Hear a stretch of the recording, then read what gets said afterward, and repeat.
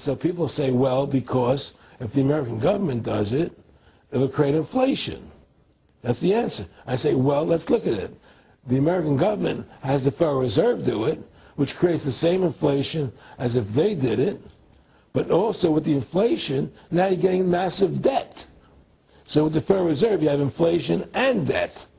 Now, if the American government made the money, backed by gold, which limited the amount they could make, you wouldn't have debt and you wouldn't have inflation. But inflation was only about 50% from the 1780s, I've looked it up, until the late 1800s. And then we had the central banks already trying to cause some panics, which they then used to push the Federal Reserve. And if we look at inflation since 1913 into 2007, it's exponential. In fact, a dollar is worth about 2 pennies what it was worth in 1913. Federal Reserve Chairman, former Federal Reserve Chairman Alan Greenspan, doubled the money supply from 2000 to 2006. And then Edward Bernanke, the new Fed chief, came in and said he's going to double it again in the next 2 years. And then he said, now I'm going to make the money supply numbers secret. And so now we don't even know. Right. But the evidence is they are just, I mean, in the curve of inflation, it gradually grows. And then suddenly at a point, it goes straight up. And it seems we've it's now... parabolic, yeah. Yeah, parabolic. But the thing is that the only thing I disagree with you on from early 1800 to 1913, there was no inflation other than during the Civil War. You know, when Lincoln was well, I'm talking about how much a dollar was worth. And I know it never changed. There was no inflation. In that whole 100 years, there was no inflation. People knew what the money was worth. They could retire. They knew what it would cost them to live their lives out. There was no problem. It was only since 1913 when the Fed came in that we created massive inflation and massive debt.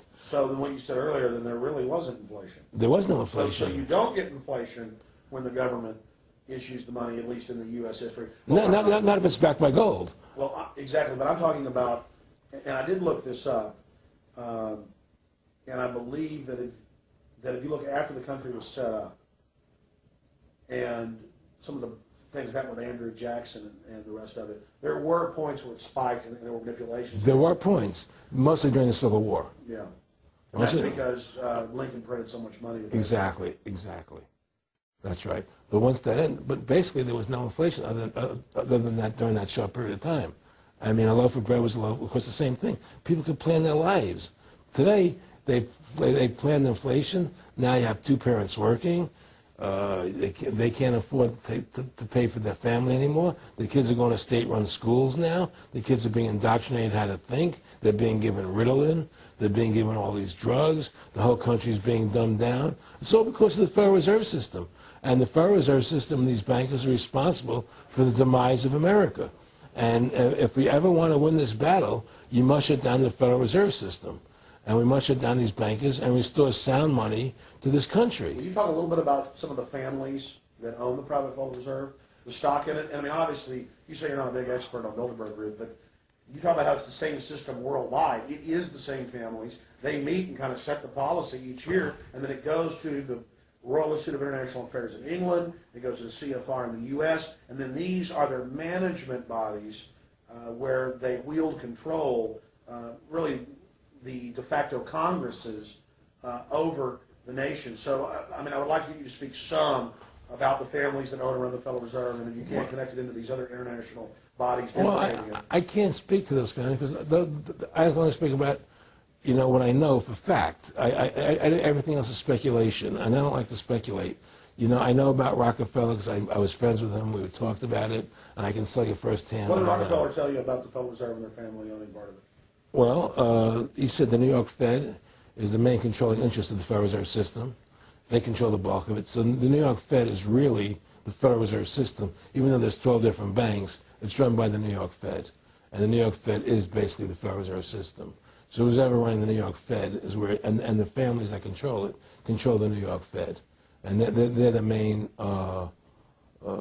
engine behind the Federal Reserve System. And that's a wing of the Bank of England. Well, the Bank of England and the Federal Reserve are partners, you know, and the Bank of England is a private bank, and so is the Bundesbank in Germany, and the Bank of all the banks of the G8 countries are all private banks. the private central banks. And look, what happened in Europe? Didn't Europe vote down the European Constitution? Yes. They're still doing it. Didn't they vote down the euro? They're still doing it. They don't care what the people vote. They do whatever they want to do. What we want doesn't matter anymore. It's their agenda, it's their plans that matter. Isn't that prima facie evidence of a tyranny? Well, there's no question we're in tyranny. There's no question we're living in a world where the American citizen is no longer a free individual human being to do the things that they wish to do. You know, we're slaves, and it's getting worse. What do we got to do to bring these people down? In my opinion, you must shut down the Federal Reserve System. And I think that there has to be an uprising. There has to be an uprising. People have to stand up. I can't do it alone. You can't do it alone, Alex. And we need to get a majority of people, not a majority of people, but It was 5% won the war against the British, a highly motivated group. But I agree, people have got to get angry first. I mean, not just, yeah, we know it's corrupt and that lackadaisical. We got to get pissed. People don't seem to have the courage to do what they have to do, you know. I want to say you've got a lot of courage. Well, thank you. You know, I don't know if I have a lot of courage. I just have Well, I want to thank you for what you're doing for my family. Well, I have a sense of conscience and I have a sense of justice. You know, I get nervous about what I do, but I do it because there's no other choice. You know, I couldn't live with myself if I didn't do it, you know. But the fact of the matter is, I mean, I've ostracized myself pretty much from Hollywood. You know, people are afraid to deal with me in Hollywood a lot because of what I do and the things I say.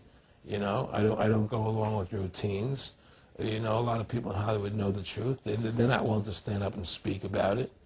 You know, and I know many of them have seen my movie, you know, and they know I'm right, and they won't talk about it because everybody's afraid. Everybody's afraid because they think that this money they get, these Federal Reserve notes, are really money, and they think they have a comfortable lifestyle, and they're afraid to change.